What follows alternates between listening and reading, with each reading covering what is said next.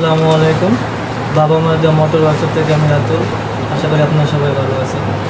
যারা বাইক ব্যবহারকারী আছেন তাদের জন্য একটা বিশাল সুখবর নিয়ে যাচ্ছে ভিডিওটি করা। যাদের অকটেন তারপর পেট্রোল জনিত সমস্যায় ভুগছেন তাদের জন্য তো আরও স্পেশাল একটা ভিডিও।